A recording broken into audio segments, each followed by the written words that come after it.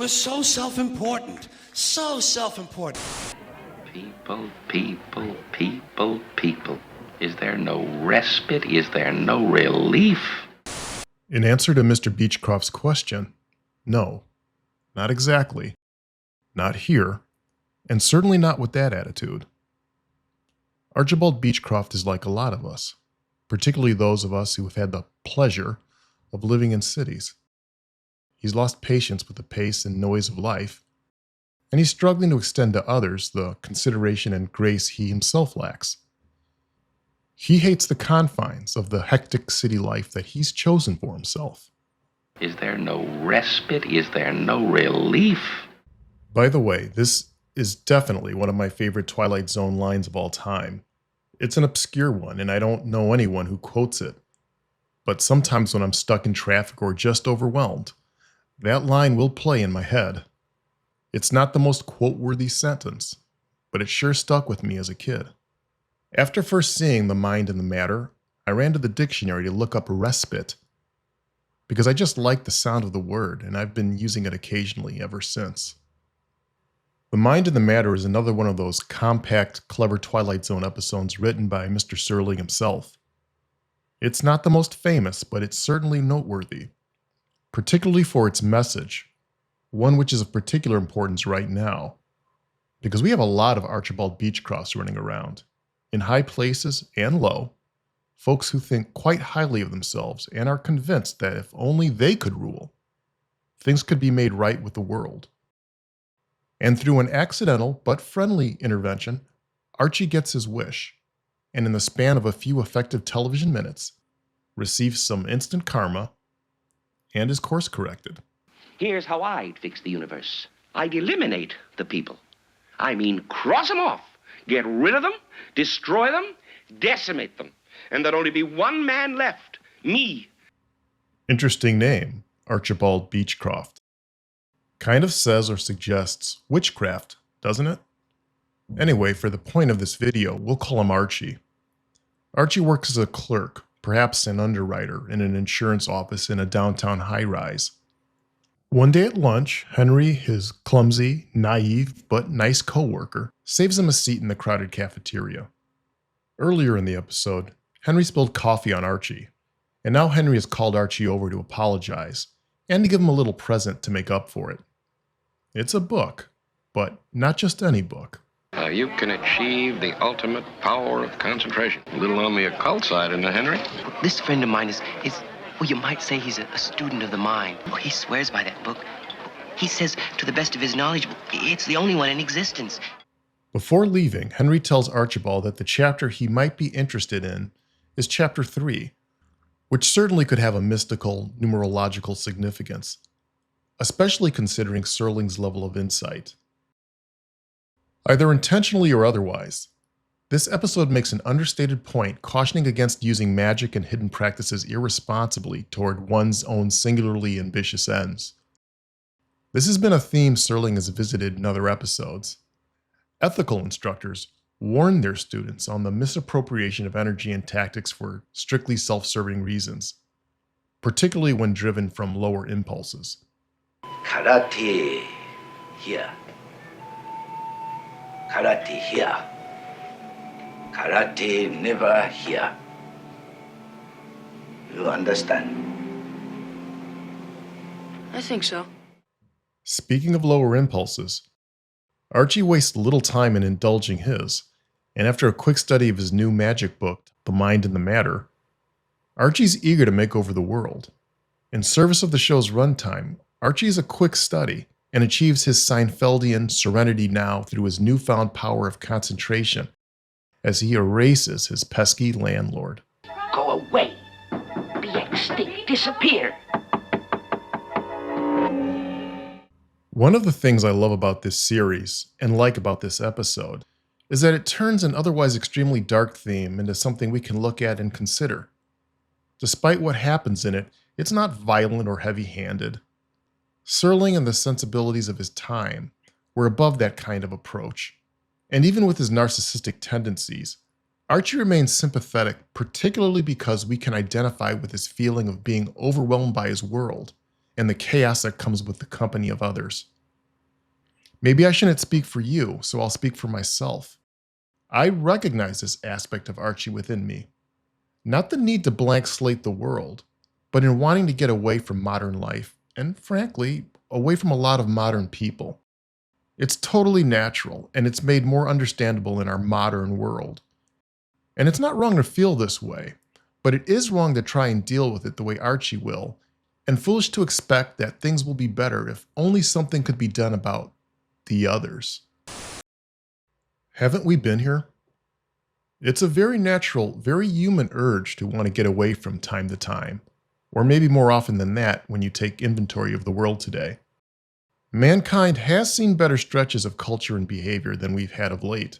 The fact that so many of us feel like this doesn't say much about our society.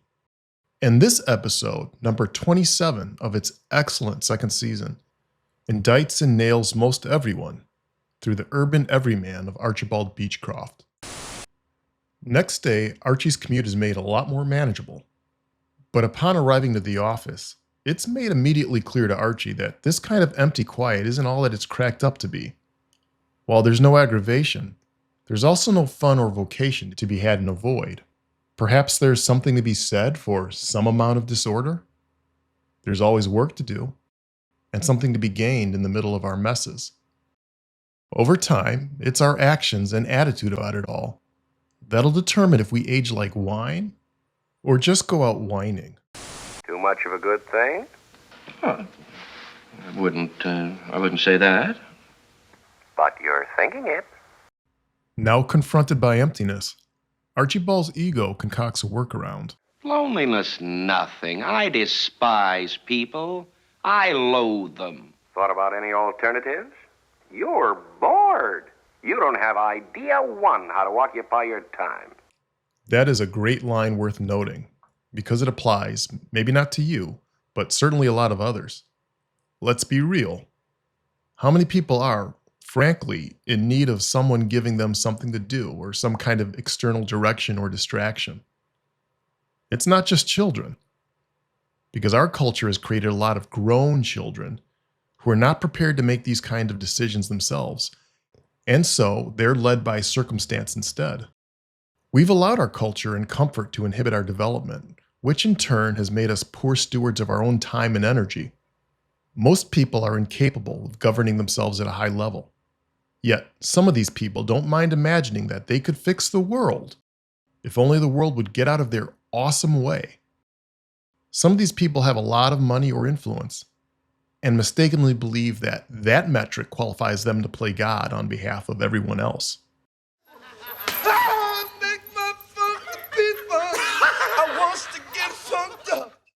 Archibald's dialogue, or monologue, depending on how you look at it, goes on for a bit.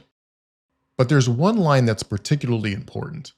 For the first time in my life, I've rid myself of the worst scourge there is, the populace. Well, what about the thing that's going to happen to you in the after? What's going to happen to you in the after? Great question. And for some reason, the dialogue stops short of saying afterlife. But the point is that there are consequences to actions. And what does an out-of-pocket ego say when its higher counterpart warns it about the course it's on? Well, what about the thing that's going to happen to you in the after? Shut up. Yeah. It wants you to shut up. It has to learn the hard way. Having thought about this for a long time, it's my personal belief that the reason people insist on painful lessons is that deep down, they know they're not capable of being sufficiently motivated by merely hearing the truth. For them, that's not strong enough medicine. They need to feel it as well, because they know they might need that painful memory going forward. Through their choices, they basically tell the universe, "Give it to me harder. I'm a stubborn mofo." Perhaps they failed to follow the advice of their betters, or simply failed to listen to the better part of themselves, like Mr. Beechcroft here. This is how, in my opinion, stubborn new souls learn. And for some, this is appropriate and is exactly how they become old souls. Souls that can act properly without needing a punitive feedback loop every time they encounter choice. Because of their painful memories, these formerly new souls may go on to become very effective teachers themselves, teaching from experience instead of theory. And so it goes on. Old souls telling what to avoid, while new souls scoff.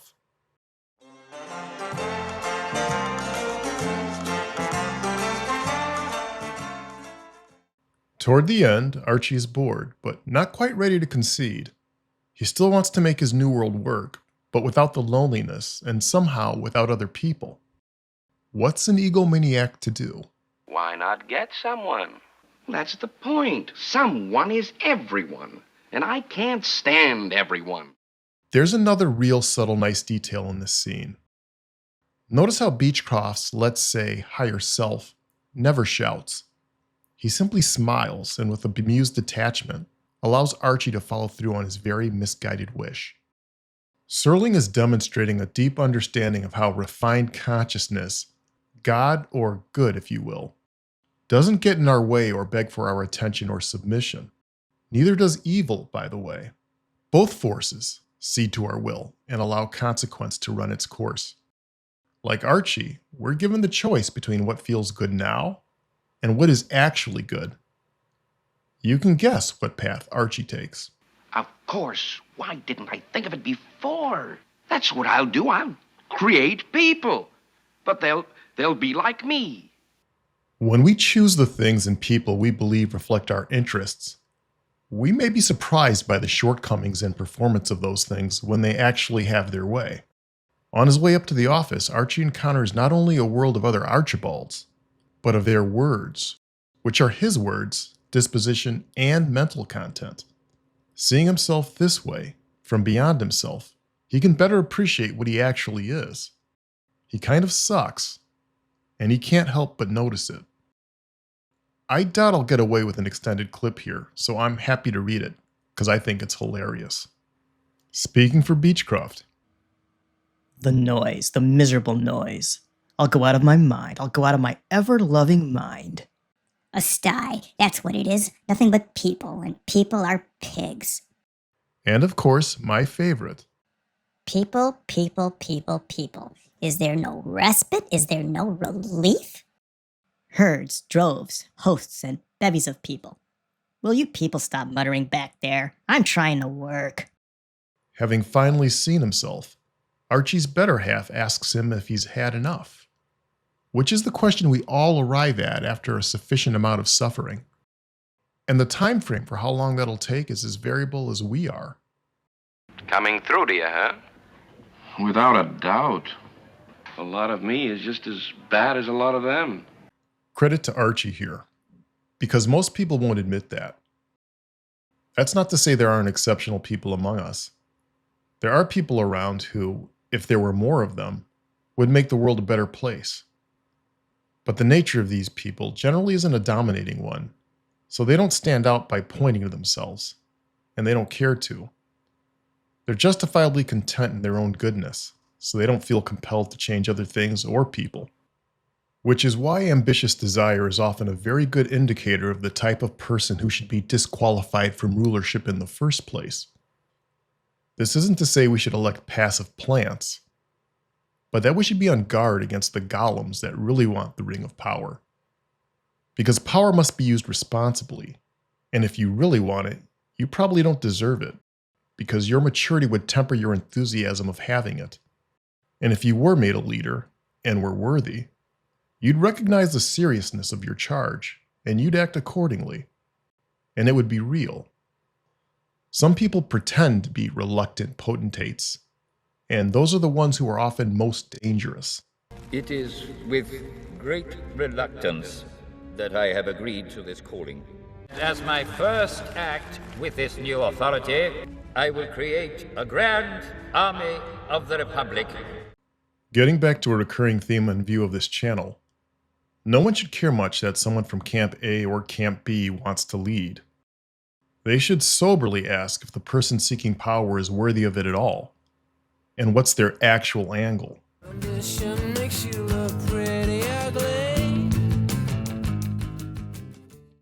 That's definitely one of my favorite Radiohead songs. Respect to anyone who can name the track without looking it up.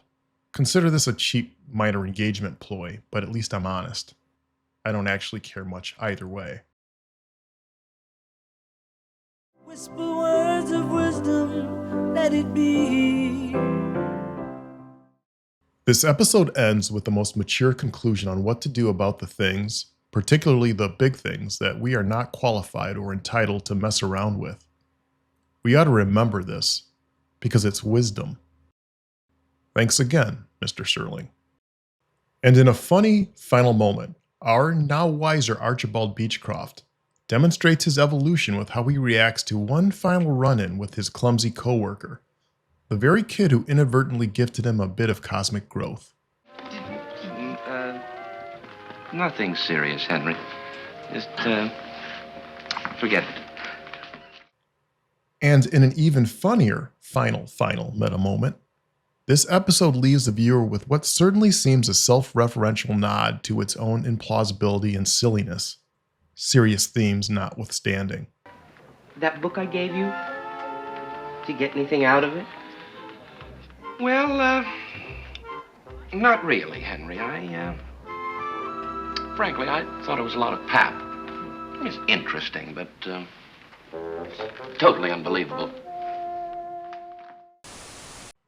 Anyone who is a fan of good TV, film, or music is, whether they elevate it or not, a fan of good writing. Because that's where the heart and the substance of the good stuff is. I've been fond of Serling's wit before and since they began airing Twilight Zone cable TV marathons every spring. Serling concludes the mind in the matter with one of his poetic, customary episode summaries.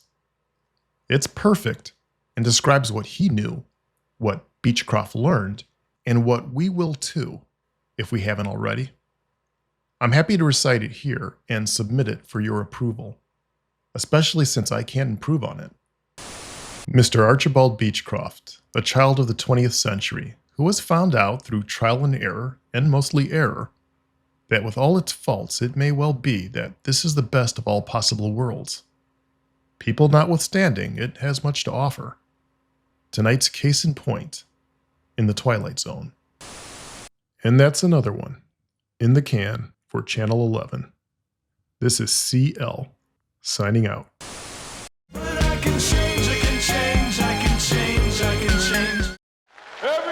should change. Thanks for listening.